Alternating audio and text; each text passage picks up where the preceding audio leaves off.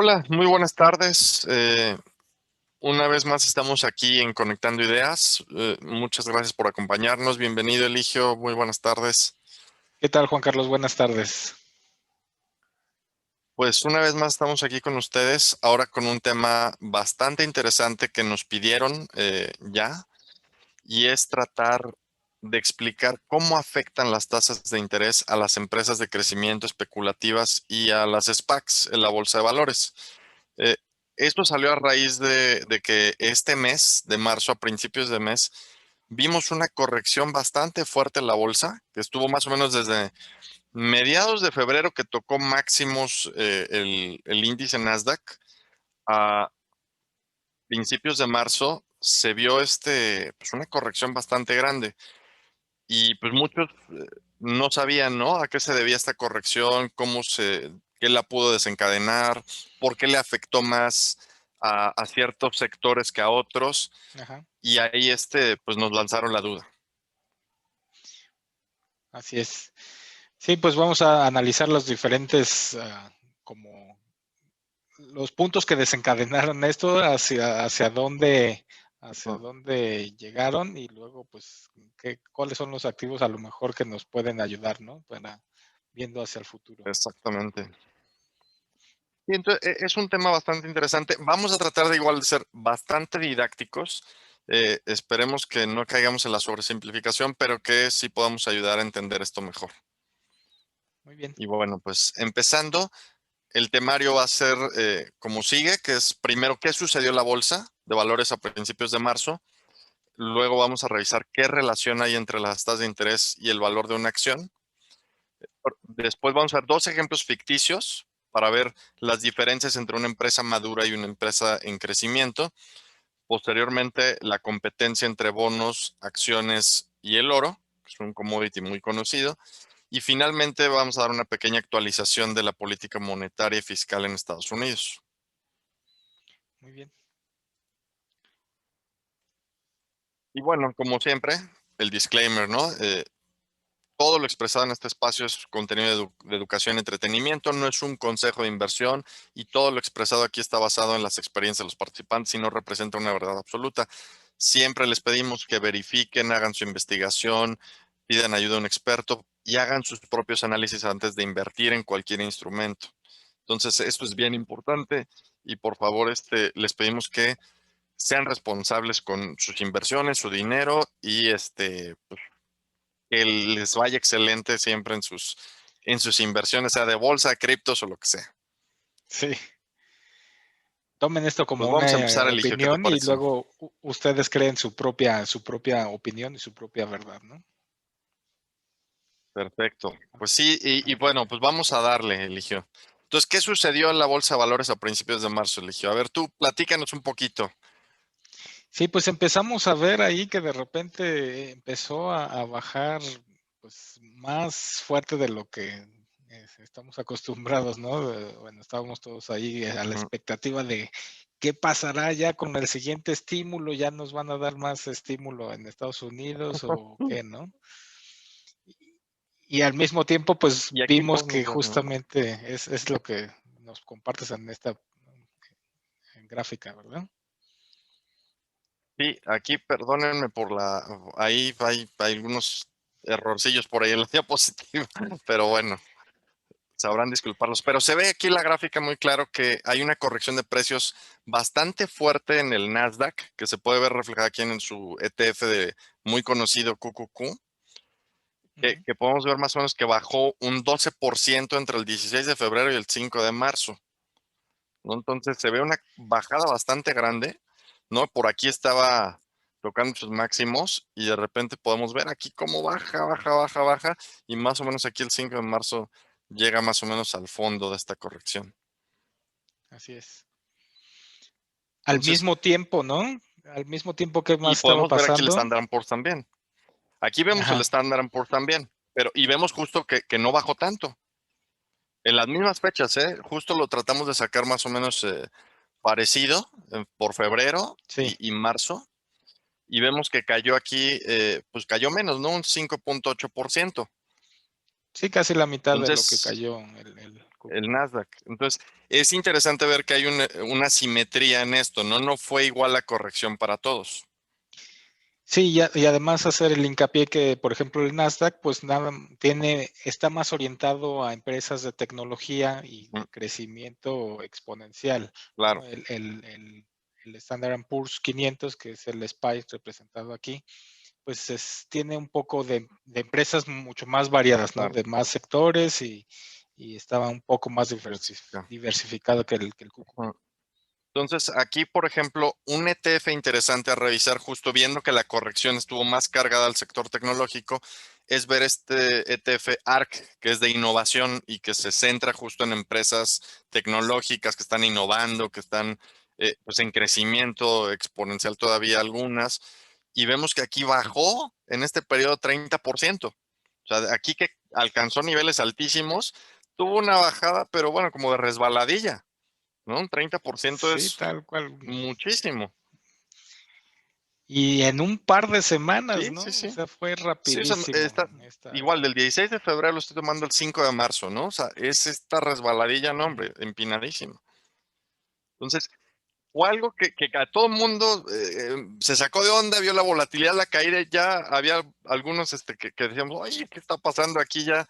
Sí hubo burbuja, no hubo Y ya hasta burbuja, ¿qué? estaban pronosticando el final de Cathie Wood, ¿no? Sí. Que es la gestora principal de estos fondos de ARK Investment. Sí, no, en Twitter se generó por ahí muchas discusiones, ¿no? Del famoso FinTweet, eh, Sí. sobre qué iba a pasar con estos fondos de inversión.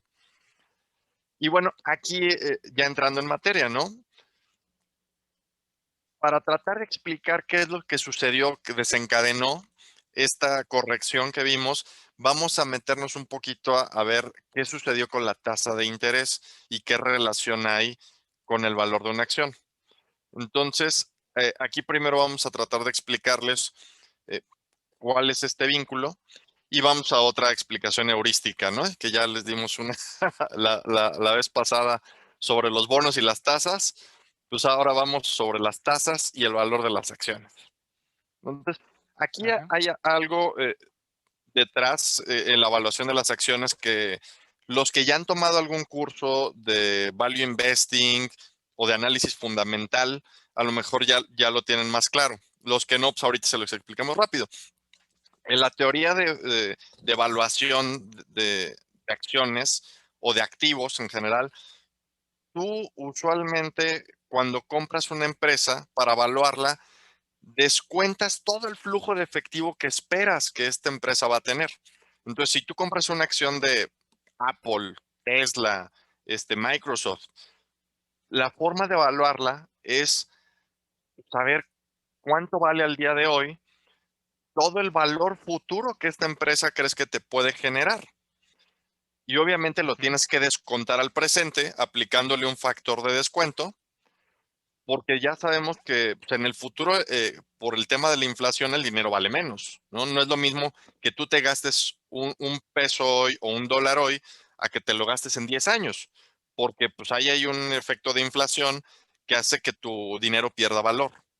Entonces, tienes que Así es. descontarlo o traerlo a valor presente, pues para ver cuánto efectivamente ese dinero vale hoy. Eso se le conoce como pues, descuento, pues, el flujo de caja descontado para la evaluación de las empresas o el valor presente neto del flujo de caja. Este flujo de caja lo pueden encontrar en los estados financieros. Todas las emisoras que cotizan en alguna bolsa de valores, ya sea de México, Estados Unidos, Brasil, España, el país que quieran, están obligados a presentar sus estados financieros cada trimestre, donde uno puede ver su balance general, su estado de resultados, su flujo de caja, y con esa información uno puede modelarla y sacar el valor presente neto y calcular el precio de las acciones, el valor teórico. Entonces, Ajá. esto pues requiere varios supuestos. Por un lado, la tasa de crecimiento del flujo libre de caja, que a su vez va a depender de factores como pues, la economía, cómo se encuentra, la administración del negocio, ¿no? Si es un negocio bien administrado o mal administrado, la competencia que tiene este negocio y sus ventajas competitivas duraderas que en el argot de los inversionistas de valor les dicen moat.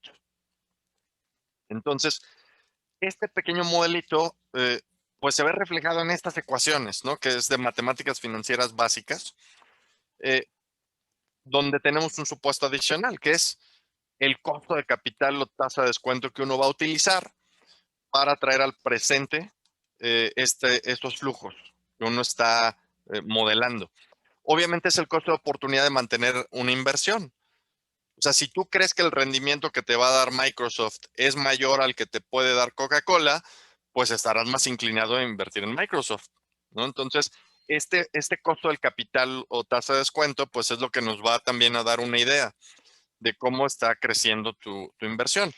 Y Esta formulita es muy sencilla. esta, nada más una pregunta ahí rápida. En esa forma de medir qué tanto rendimiento te va a dar una acción hacia el futuro, ¿lo puedes medir también con uno de los indicadores así principales como el price to earnings? Sí, bueno, hay varias formas de medir el valor de una empresa. Lo que tú estás comentando se llama la evaluación por múltiplos.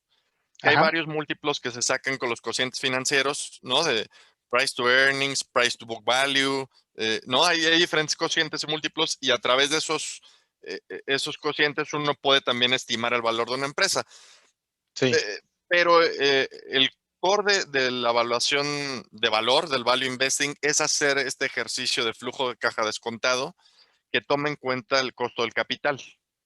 vale. En este caso, este costo del capital o esta tasa de descuento, este factor de descuento, pues usualmente tiene que incluir, obviamente, esta parte del rendimiento esperado, la inflación y esta sobretasa para compensar el riesgo, ¿no? De que tú estás metiendo tu dinero ahí. Entonces, Ujú, este factor de descuento en esta fórmula es muy sencillamente, se los voy a explicar. Tú tienes aquí, por ejemplo, tu capital inicial. Imagínense que lo estás metiendo a un banco, un pagaré, ¿no? Para poner muy sencillo. Y te va a pagar una tasa de interés y eh, a lo mejor en 5 años, pues serían 5 periodos aquí. Y eso, pues, esta operación, pues te va a dar el monto final que vas a recibir. Ahora, esto es el monto en el futuro, dentro de 5 años. Pero si tú quieres sí. decir, bueno, quiero traerlo más bien a valor presente neto, ¿cuánto serían ese dinero que me van a dar en 5 años? Al día de hoy, ¿cuánto valdría? Pues simplemente despejamos de esta ecuación el capital inicial y pasamos acá esta parte de la tasa de interés compuesta dividiendo. Y de esta forma nosotros podemos descontar el valor al presente, un valor futuro. Entonces, cuando nosotros tenemos los flujos de caja esperados de una empresa, pues le aplicamos esta ecuación y le ponemos aquí el flujo de caja del año 2022, 2023, 2024 y lo descontamos tantos años como tengamos reflejado ahí, si es a 4 años, pues 4 años para acá. Y tenemos el Y valor el presente. flujo de caja de una empresa es como el efectivo disponible que tienen. Sí, sí, sí. Es básicamente lo que te dice, pues su poder de generar dinero, ¿no? De que Ujú. esté entrando. Si quieren, más adelante en otro capítulo podríamos entrar más en esta parte de evaluación por fundamentales y darles una explicación más profunda de esto. Ahorita la verdad es que va a ser más sencillito para podernos meter a este tema de las tasas y por qué afectaron tanto Sí, a las tienes empresas. un ejemplo, ¿no? Justo. Pero Ujú. ahorita justo quiero que veamos este ejemplo, Eligio, para platicarlo. Veamos cómo Vale. le afecta precisamente la tasa de interés a una empresa madura, viendo esta parte de calcular su valor presente neto o su flujo de caja descontado. Supongamos que esta empresa madura, que es la panadería del osito más conocido del mundo, con el cariño de siempre, este, pues va a producirnos un flujo libre de 1,000 pesos cada año, que ya no va a crecer mucho, ¿no? Ujú. Es una empresa que ya está con mucha presencia, que a lo mejor Consolidada. consolidada, que a lo mejor decimos, bueno, ya no va a crecer. Su tasa de crecimiento de su flujo libre de caja es 0%. Así se va a quedar, ya está vendiendo lo que vende. Bueno, si nosotros suponemos una tasa de descuento del 0%, es decir, que no hay ninguna inflación, que no hay ningún riesgo, que no hay nada para qué descontarle del futuro hacia adelante, pues nos sumas 5,000 pesos. Sin embargo, pues esto no es Ajá. realista. Siempre tenemos algún factor de inflación, algún factor de riesgo, competencia, o sea, hay varios factores que añadir ahí. Y aquí justo podemos ver diferentes tasas de descuento, cómo nos dan diferentes valores presentes netos acumulados, ¿no? O sea, uno puede ver que cuando aplicamos 1% de tasa de descuento, estos 1,000 pesos traídos a valor presente se nos hacen 990 pesos con 10 centavos. Estos 1,000 pesos que están 2 años adelante, nos los traemos al día de hoy con esta tasa de descuento, se nos hacen 980 pesos, porque le tenemos que descontar 2 años ese 1%, y así hasta el año 5. Todo esto lo sumamos y nos da nuestro valor presente, que es de 4,853. Si nosotros vamos aumentando la tasa de descuento, el valor presente va cayendo, como se puede ver aquí, ¿no? De 5,000 pesos con una tasa, un factor de descuento de 0, se nos va a 4,451 con una tasa de descuento del 4%. Como vemos, cuando pasamos de una tasa del 0 al 1, estos 5,000 se nos reducen a 4,853, que en términos porcentuales es un 2,93% de caída del flujo libre de caja. Si lo aumentamos a 2%, aumenta un poquito más, de 2,93 baja a 2,88, y así va cambiando. Esto es algo que tenemos que tener en cuenta ahora que lo vamos a ver con una empresa en crecimiento. Una empresa en crecimiento, vamos a ver que tenemos aquí una bronca porque vamos a suponer que es una empresa que está creciendo al 10% anual su flujo libre de caja. Entonces, de 1,000 pesos, en el año 2 produce 1,100, en el año 3, 1,210, en el año 4, 1,331, en el año 5, 1,464. Vamos a ver lo mismo, ¿no?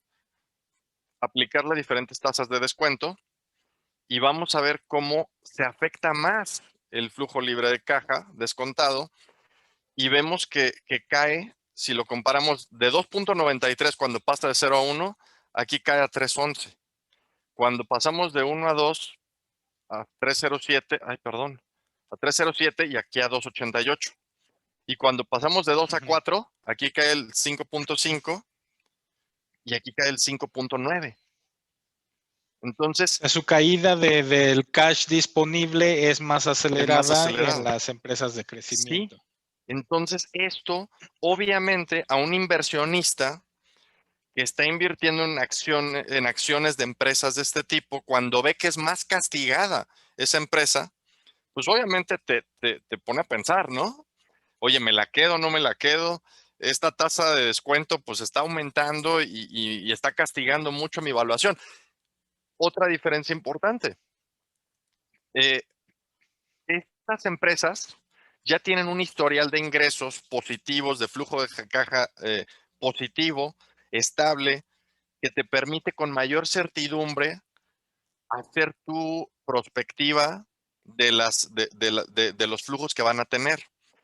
Estas empresas en crecimiento no, muchas están en pérdidas y muchas pues hacen sus modelos Ajá. financieros y sus estimados y te dicen, no, mira, para el año tal ya vamos a estar con números positivos y a partir de tal año ya vamos a estar con este flujo de caja sano, pero son supuestos, todavía son expectativas, son promesas que les falta cumplir. Como justamente tal cual las SPACs, ¿no? Las SPACs ni Exactamente, siquiera, en muchos casos son una promesa de compra o un cheque en exactamente. blanco de alguna empresa, ¿no? Que vas Ujú, apenas a salir en bolsa y además con el método de SPACs no tienen que declarar a la SEC, por ejemplo, cuál va a ser su exactamente. expectativa de crecimiento o así, ¿no? Es totalmente abierto al público y que el mercado determine cuál es la evaluación de esas empresas. Y justo aquí es una gráfica que lo ejemplifica bien, ¿no? Que tenemos por aquí a Tesla versus Ford versus General Motors versus Volkswagen. Ajá. Y pues podemos ver que los desempeños cambian mucho y las valoraciones cambian mucho.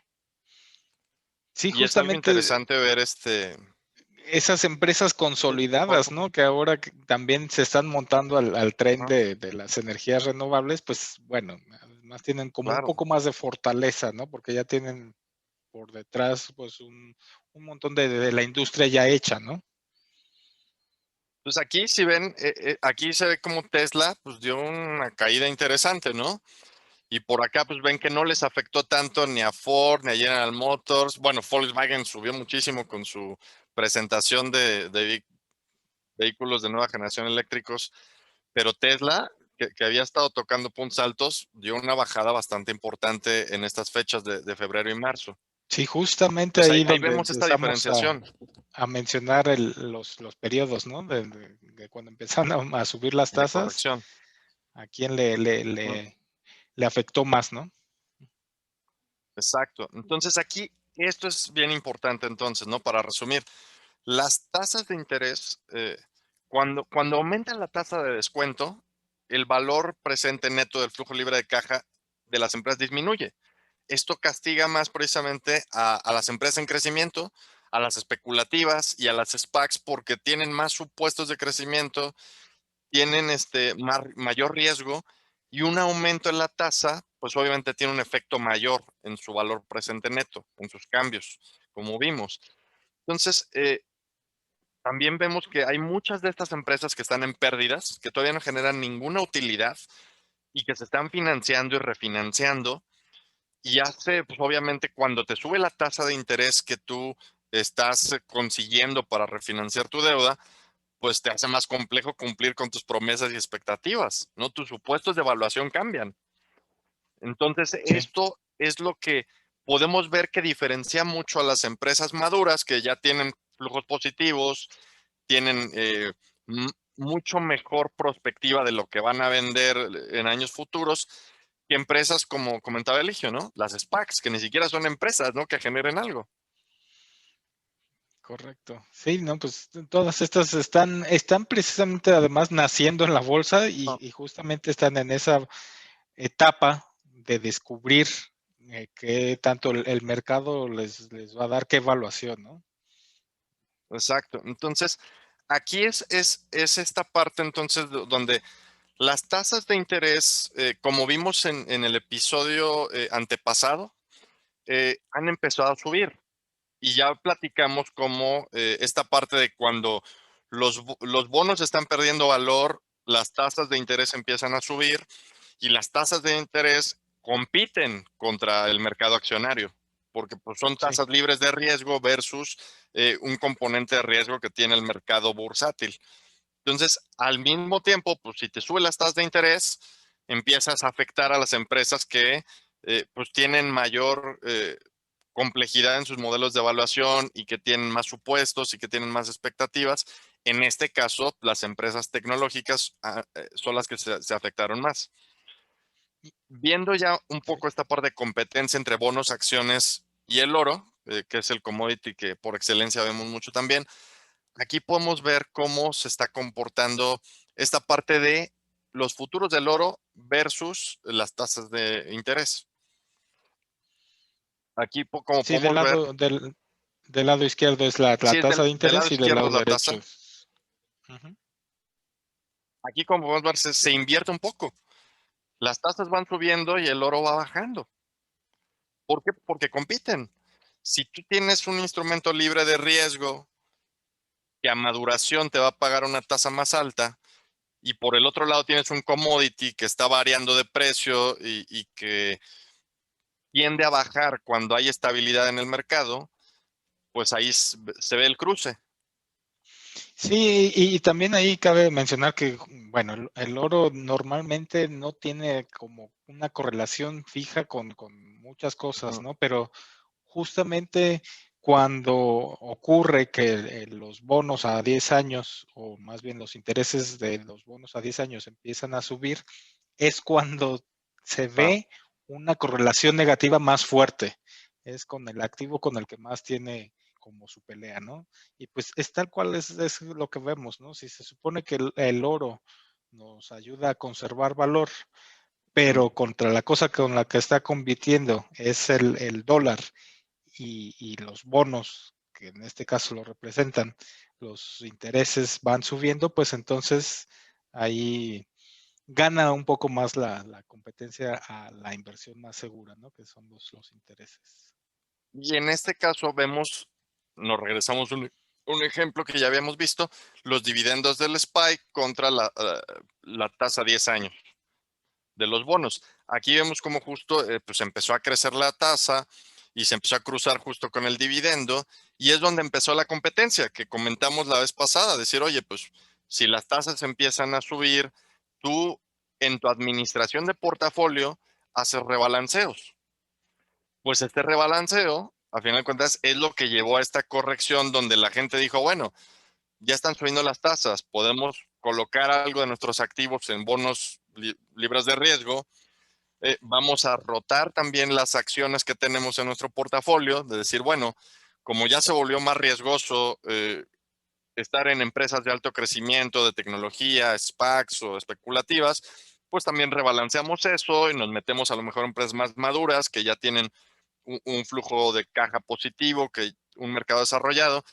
Y eso obviamente, todo este rebalanceo que se empieza a generar, pues nos lleva a las correcciones que vimos en estas semanas de febrero y marzo.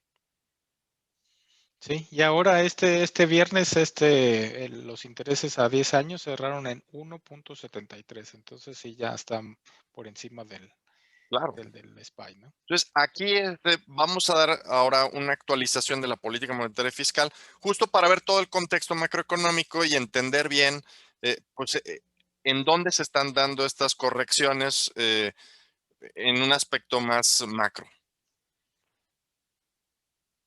En este caso, pues hace poquito, ya el gobierno de Biden en Estados Unidos pasó este paquete fiscal de 1.9 trillones de dólares que eh, pues va a ir a las casas, a los negocios, a las familias norteamericanas, y que obviamente también va a los estados, a los municipios para ayuda a sus gobiernos.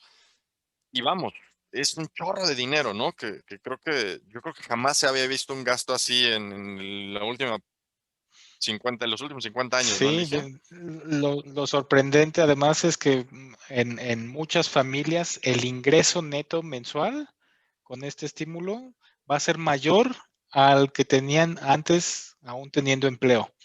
Entonces, bueno, Sí. pues es una cantidad bestial de dinero, ¿no? Ahora Mm, algunas familias están recibiendo cheques de $1,400 por persona, hay apoyos sí. a los Los niños, niños ¿no? o También. estudiantes por $600. Es bastante grande. Sí, es mucho dinero. Y por eso lo que nos refleja es una política expansiva, una política fiscal expansiva o contracíclica, ¿no? Hay que recordar que ya platicamos un poco que hubo un bajón en la economía mundial y en los Estados Unidos también, obviamente. Y pues esto es una política contracíclica para sacar del bache a la economía norteamericana, y obviamente pues es meterle obviamente liquidez a la economía para que la gente pueda consumir y Así eso es. reactive el motor de actividad económica. Por otro lado, tenemos aquí que la Reserva Federal de Estados Unidos anunció que de entrada no va a mover las tasas de interés, se queda en la misma tasa objetivo entre el 0 y 0.25, sus tasas de referencia de corto plazo, y adicionalmente anunció que va a permitir que expire una regla que emitió el año pasado acerca del cociente de capitalización de los bancos, Ujú. que ha tenido una vigencia de un año, y esta hay que explicarla un poquito. Si quieres, empiezo, Eligio, y tú ya le complementas. Sí, está bien. Los bancos, para poder prestar dinero, pues tienen por una parte capital propio y por otra parte, pues reciben depósitos del público, como nosotros, ¿no? Que tienes tu cuenta de nómina, de ahorros, y a través pues, de ese dinero que juntan y del dinero que ellos tienen, pues ellos pueden dar créditos hipotecarios, de tarjetas de crédito, auto, pero tienen requerimientos ellos de capital para poder dar todos estos créditos. Tienen que mantener cierto capital guardado eh, como una precaución para poder soltar todos estos créditos, que eso Sí, es como parte de sus respaldo tal cual. activos, Ujú. como un respaldo, exactamente. Entonces, estos activos, que son todos los créditos que otorgan, eh, los miden este coeficiente en una división. que es el capital que tiene el banco entre todos los activos, que es prácticamente las acciones que tiene el banco, los bonos y los créditos que dan. Entonces, este cociente tiene una regla, ¿no? Tiene que estar entre tal y tal nivel para reflejar que el banco está sano y que tiene suficiente capital ahí de reserva por cualquier contingencia. Bueno, el año pasado con la crisis del coronavirus, eh, se generó una crisis de liquidez justo porque todo el mundo se espantó, las economías se paralizaron, la gente obviamente empieza a mover su dinero, empieza a retirarlo, empieza pues con una reacción un poco de pánico que paraliza los mercados. Y la Fed lo que hizo es, tenemos que proveer liquidez al mercado. ¿Cómo le hacemos? Pues pusieron una excepción a este cociente, donde en el denominador que tenemos usualmente los bonos, las acciones, estos créditos que otorgan, todo esto, dijeron, bueno, vamos a quitarle los bonos de gobierno al denominador, de tal forma que, pues teniendo un denominador más pequeño, pues el resultado del cociente aumenta. Entonces eso les permitía a los bancos otorgar más créditos, porque pues estaban sobrados en su resguardo de dinero, ¿no? Pues podían dar más dinero y aumentar la liquidez, proveer más liquidez al mercado. Resulta en un tipo de política monetaria expansiva, porque a final de cuentas se aumenta la oferta monetaria al permitir que los bancos otorguen más créditos y otorgar liquidez, que estaba ya medio paralizada. Bueno, esa situación, la Reserva Federal considera que pues ya pasó. Esa contingencia, esa paralización que hubo, ese peligro que había de que se quedara sin liquidez el mercado, pues ya pasó. Y la Reserva Federal considera que ya se tiene que normalizar esto y otra vez incluir en este denominador del cociente de capitalización, pues otra vez a los bonos. Entonces, esto en términos prácticos tiene dos consecuencias para los bancos. La primera es que ellos tienen que aumentar su capitalización de nuevo, porque pues el denominador hace que esta parte de abajo sea más grande de este cociente y baja el nivel de capitalización. Y obviamente ellos, para mantenerse en el rango que establece la regulación norteamericana, pues tienen dos posibilidades. Aumentar capital, ya sea a través de pues, levantamiento de nuevo capital, recortar el reparto de dividendos, frenar la recompra de acciones, que eso es por la parte del numerador, para mejorar la parte de su capital. Y por la Sí, su parte balance. del denominador, pues lo que pueden hacer y más sencillo es deshacerse de los bonos que tienen, ¿no? Porque dice, bueno, si los bonos me están perjudicando en este cociente de capitalización, me deshago de los bonos. Sí, Entonces, y al vender los bonos, pues entonces van a tener un poco más de capitalización, ¿no? La exactamente, restricción precisamente que les tenía la Reserva Federal es que debían mantener esos bonos exactamente. en cierto nivel Ujú, para poder mantener esa liquidez que estábamos ujú. hablando. Ahora, ¿cómo afecta esto pues a nuestro mercado?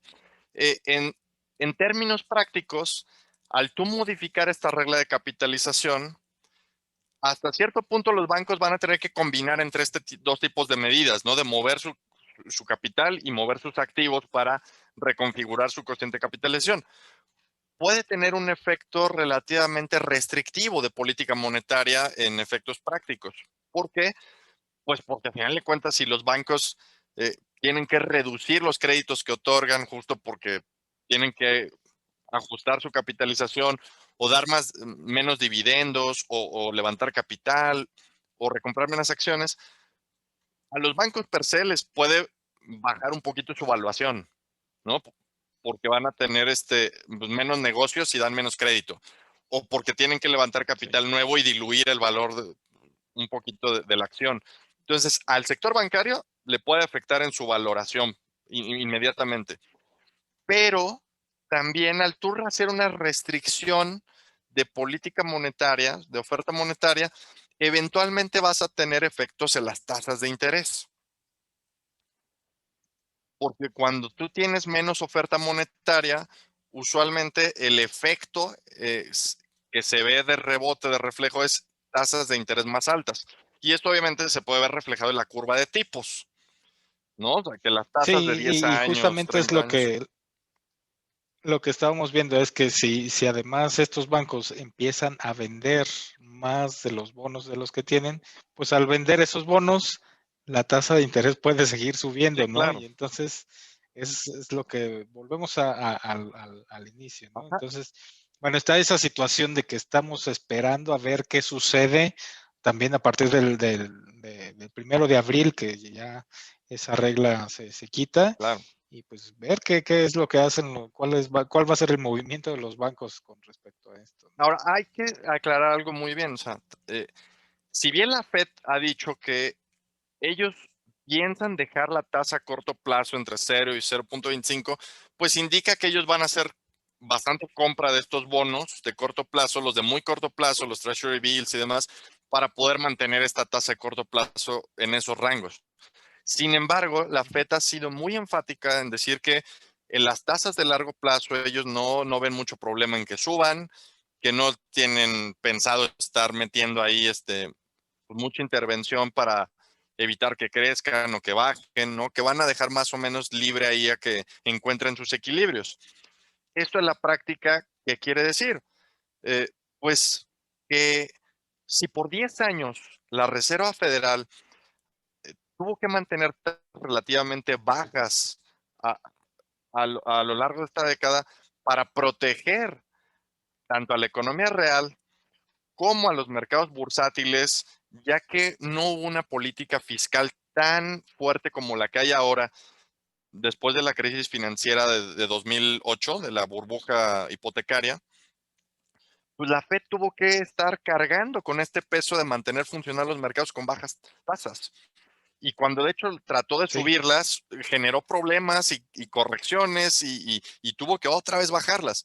Bueno, ahora la práctica lo que se podría inferir es que la Fed dice, esto ya cambió. El paradigma de liquidez ya cambió porque hay una política fiscal contracíclica muy fuerte de parte del gobierno federal de Estados ahora sí Unidos ya tiene que ya el no apoyo del requiere, gobierno.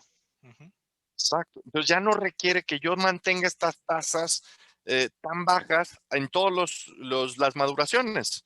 Entonces puedo Sí, dejar que el mercado empiece a equilibrar estas tasas de largo plazo. y más o menos eso también fue lo que pasó en 2018 cuando además estaba vigente Ujú, que Trump disminuyó los impuestos a un montón de claro, gente, y entonces pues había más dinero en la economía, claro, y entonces con esa libertad pues la Reserva Federal y Jerome Powell pues empezaron a sí. aumentar los tipos de interés, pero empezaron a aumentar tan rápido que se les fue de la mano, y al año siguiente, empezando 2019, tuvieron que reducir las tasas, ¿no? Que Decir, bajar, bueno, está bien, sí. ya no la vamos a subir, vamos a ser dependientes Ujú. de los datos, ¿no? A ver cómo se va dando. Y luego ya pues empezaron a Y bajar. si recuerdan, justo en ese aumento de tasas hubo una corrección también bastante fuerte en la bolsa por diciembre, si no me Sí, equivoco, ¿no, casi eligió? 20% bajó en 2 años. Digo, en 2 meses. Entonces, entonces, o sea, como pueden ver, antes la Fed estaba cargando un poco con este peso de la economía y de la bolsa de valores y traía una red ahí de protección un poco de los mercados, pues al tener bajas tasas, que como ya vimos, pues entre más baja sea la tasa, pues el valor presente neto que tú detrás del flujo libre de caja es mayor, lo cual permitía que uno pues invirtiera con más tranquilidad en la bolsa porque pues tenías el respaldo de la Fed, ¿no? Que Sí, la Fed eso iba a salir vimos además en un montón de empresas que los múltiplos empezaron a subir mm, muchísimo, aunque no fueran respaldados realmente por ventas o por ¿no? mejoramiento de la misma empresa en De sí, sus ¿no? hojas de Pero balance, más, ¿no? ajá, Entonces, es importante entonces en ese sentido hablar de que probablemente estamos viendo un cambio de paradigma de liquidez por eso, ¿no?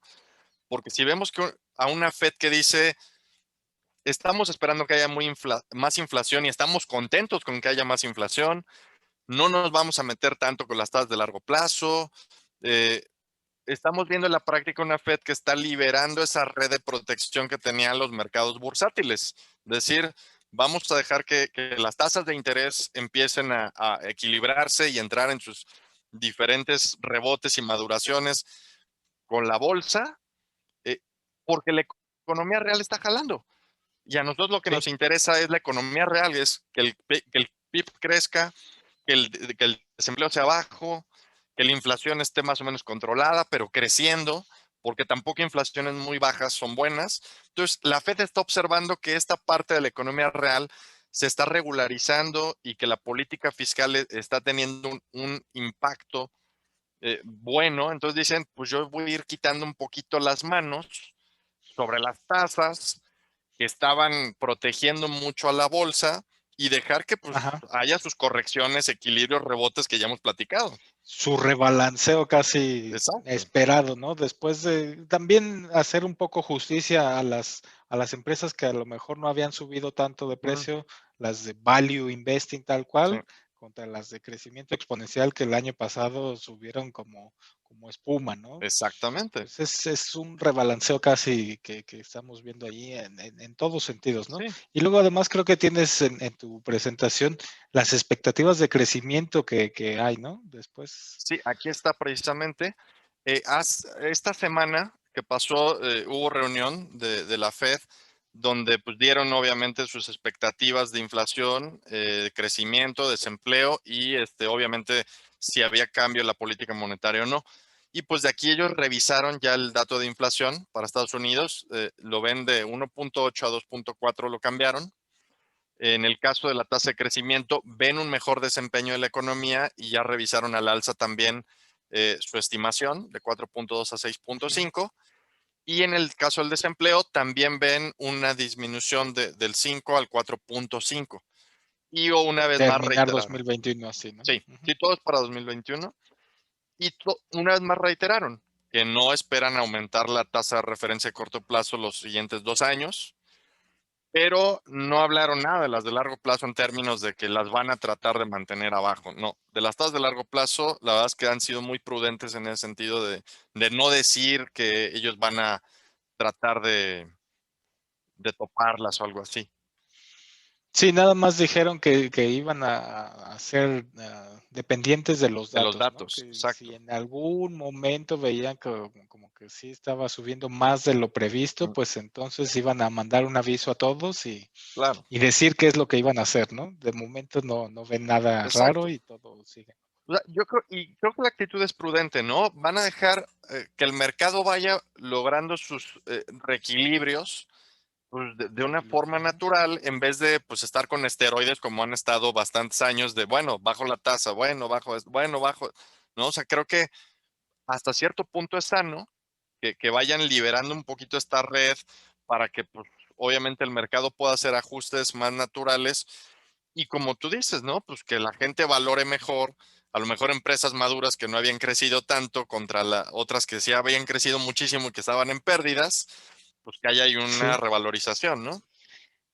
Y justamente algo súper importante con esto que mencionas es que ahora el análisis, sobre todo para la generación de portafolios, creo que vuelve a ser importante hacer el análisis Claro. fundamental de las empresas, ¿no? Para ver qué empresas tienen valor real Mm, y cuáles son completamente especulativas, ¿no? Las especulativas, como exactamente. estamos viendo ahora, pues son las que han estado como más afectadas, ¿no? Sí, Y en cambio las que tienen ya una contraparte bien puesta, pues han mantenido mejor valor últimamente, ¿no? sí, claro. Esto es algo bien importante porque, pues el último año vimos un rally, vamos, impresionante. Y en este rally del último año vimos justo estas empresas las famosas SPACs, que son los Special Purpose Acquisition Company, que son Sí. prácticamente cascarones que crea alguien, que los mete a cotizar a la bolsa y que están esperando una oportunidad de comprar una startup o de comprar alguna empresa pequeña que le ven potencial, y que de repente se hacen ahí unas burbujas que se inflan espantosas, co- obviamente con la expectativa de que compren algún unicornio, de estos famosos unicornios que son empresas explosivas y que son el siguiente Tesla o el siguiente Facebook, pues esas SPACs están a la casa. Pero pues, obviamente tú no sabes si van a agarrar algo bueno o algo malo, ¿eh? Entonces, ahí Sí, hay pues mucha especulación y obviamente pues mucho riesgo. y el ritmo al que han estado creciendo estas SPACs hace un paralelismo casi con el año 2000, ¿no? Donde estaba la La burbuja de burbuja. las .com. Exactamente. Entonces, bueno, esto además otra de las cosas que nos hace ver es que justamente en estos próximos meses, o al menos este año, lo que se necesita es hacer a lo mejor una gestión más activa de los portafolios, ¿no? Sí, Porque además, como las situaciones han estado cambiando muy rápido, claro. pues quizás sí hay que hacer los rebalanceos o el cambio de activos que gestionamos en los portafolios, pues Sí, más activamente, ¿no? Ya no puede ser tan fácil como nada más compro QQQ y ahí a ver claro. que crezca al infinito, ¿no? Sí, pues, efectivamente. Entonces es importante que las personas que nos están viendo, que nos acompañan, y van a empezar a invertir en bolsa, es su primer año, están empezando, no se espanten. O sea, esto era lo normal antes de que pues, tuviéramos esta red de seguridad tan, pues, tan cómoda, ¿no? Desde que pues, tasas muy bajitas pues cada que había por ahí alguna corrección, no, bueno, vamos a meterle por ahí esteroides. Bueno, vamos a lo mejor a tener más rebalanceos, correcciones y demás, pero esto también es una oportunidad porque cada que hay una corrección de precios, pues tú también puedes tener buenas entradas, ¿no? Y puedes Sí, sí, agarrar sí. buenas empresas en estas correcciones, siempre y cuando hagas tu análisis de valor pues te puedes llevar unas super gangas, ¿no? Así es. Ahora, Eligio, y esto es, te lo quiero comentar a ti, a ver qué nos platicas. En esta parte de las meme stocks que ya hemos platicado bastante, pues siempre también hay una parte pues de FOMO, de hype, pues, que habrá que empezar a tener cuidado también, o nos seguimos con el flow, ¿no? De, bueno, pues si sigue el flow, nos seguimos, o ¿tú cómo la ves? Sí, no, pues bueno, además ahora que vienen los nuevos cheques, quién sabe, ¿no? Habíamos compartido por ahí en algunos de los grupos que había una encuesta, ¿no? Que decía que casi el 50% o el treinta y tantos por ciento de la gente entre el rango de edad entre 20 y 40 años iba a poner un gran porcentaje de esos estímulos en la bolsa, ¿no? O en Claro, algunos eh, activos para invertir, ¿no? Y pues obviamente hemos estado viendo además un nacimiento de estos, además, ETFs que monitorean la actividad de las redes sí, sociales para poder invertir en esos activos, ¿no? Desde que salió esto de GameStop, sí, pues ha sido un no parar por estar haciendo el análisis las de redes, Reddit, de Twitter, Facebook y de otras cosas para revisar cuál es el sentimiento social sobre esas empresas. Entonces, bueno, ahí creo que es interesante porque, pues sí, indudablemente el flujo de dinero hacia esas empresas o hacia esas acciones, obviamente va a ser a lo mejor que suba su precio, que haya más movimiento, que sean más volátiles, ¿no? Porque precisamente como hay más participación, mm, pues eso provoca la inestabilidad también de esos precios, ¿no? Que claro, además hemos visto GameStop no, volvió hombre, a subir a sí, niveles que no se hubiera nadie imaginado uno, esperaba, ¿no? sí, entonces, Entonces, sí, en este sentido, pues como les dijimos además en ese episodio, ¿no? Hay que participar, pero con el riesgo bastante medido, ¿no? Yo, por mm, ejemplo, hago trading en estas acciones, en estos activos, porque desde el punto de vista de las opciones financieras, que son mm, activos que también pueden ser mucho más certeros en la parte de la gestión de riesgo, pues tienes medido mejor mm, cuánto vas a poder perder o cuánto vas a poder ganar según el tamaño o según el instrumento con el que entres, ¿no? Entonces, mm, bueno, en la parte de volatilidad a mí me encantan estas acciones y pues así se puede hacer buen trading, ¿no? Pero si vas nada más a comprar acciones es como un poco más complicado. claro. Entonces, ahí, digamos, escuchando lo que nos comenta Eligio, pues hay que tener muy bien la estrategia que uno quiere, ¿no? Si uno va a entrar, pues obviamente a una inversión de mediano o largo plazo, pues hay que fijarse muy bien en el valor. Si uno va a entrar, a lo mejor a hacer trading y va a hacer a lo mejor operaciones de más corto plazo y demás, hay que tener también una muy buena gestión de riesgo, revisar qué instrumento te va a servir para esa gestión de riesgo, ya sea Sí, acciones, futuros, opciones, ¿no? O sea, creo que sí hay que hacer hincapié, ¿no? En esto, Eligio, de que no todo instrumento financiero te da la misma gestión de riesgo en rendimiento, y que ahí hay que tener cuidado en este mercado que vemos que se puede avecinar con mayores volatilidades, a lo mejor mayores correcciones, como veamos que se desempeña la economía y las tasas de interés, sí, sí, sí, sí, completamente de acuerdo. ¿no? Entonces, obviamente, aquí, por ejemplo, el caso de la inflación, que ya lo platicamos en un capítulo, pues vemos que ya lo revisaron también a la alza, 2.4. Y si vemos esta gráfica, vemos que por acá pues, se ve que obviamente está en niveles bastante altos respecto, pues, obviamente, a estos 10 años que miren, por aquí estaban menos de 2 todos estos años, ¿no? Estuvo en Sí, sí, menos de sí, 2 aquí bajísimo. subió tantito y otra vez bajó muchísimo y hasta este año pues van a esperar que suba un poquito más de 2. El nivel Entonces, más alto desde el 2008. Ujú. sí. Entonces, hay que tener cuidado en términos de que ya vimos que la inflación también tiene sus efectos en las tasas nominales y a su vez las tasas tienen efecto en la bolsa, ¿no? En los bonos, en la bolsa. Entonces, todo está ligado, ¿no? Inflación, tasas, precio de las acciones, precio de los bonos. Entonces, hay que seguir vigilando estos indicadores porque todos están concatenados y nos van a ir generando estos reequilibrios.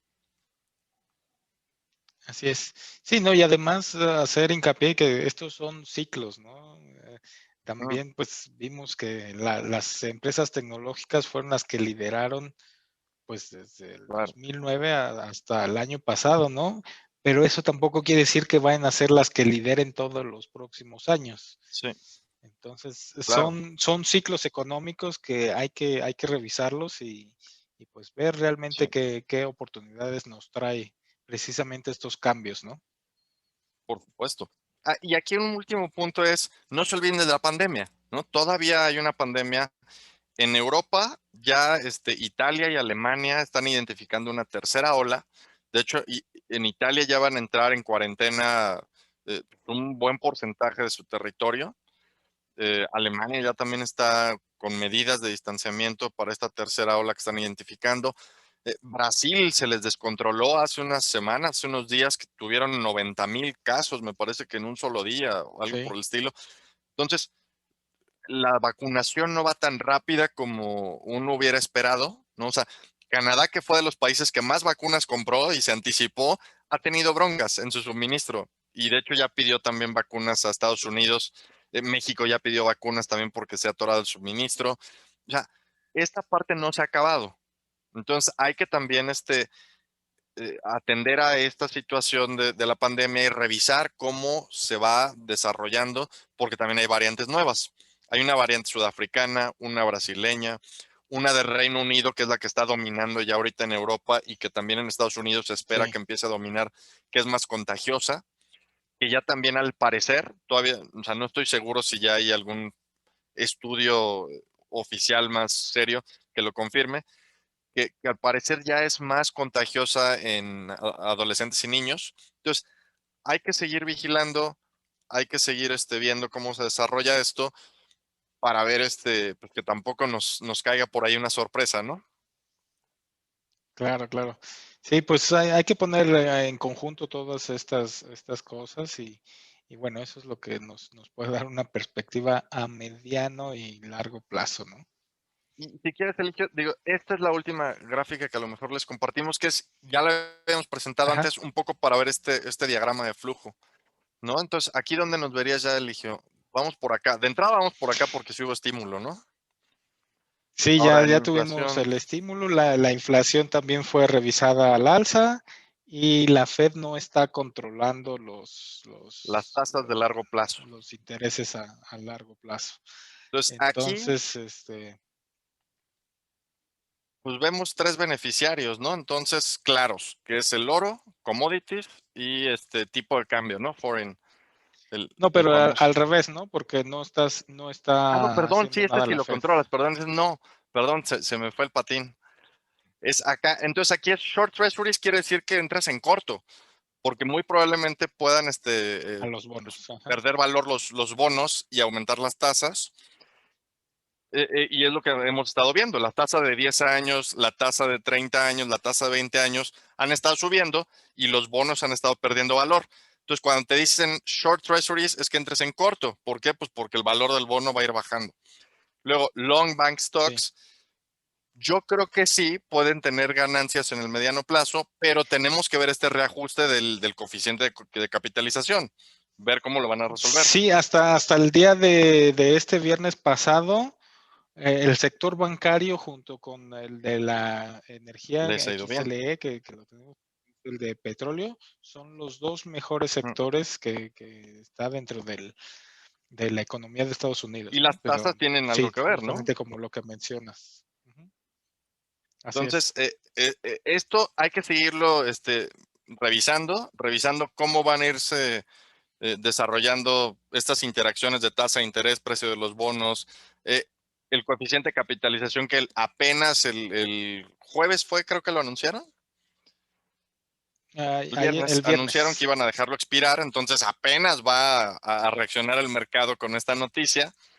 Eh, Sí, va a ser un punto más a ajá. revisar aquí. Entonces, hay que seguir viendo.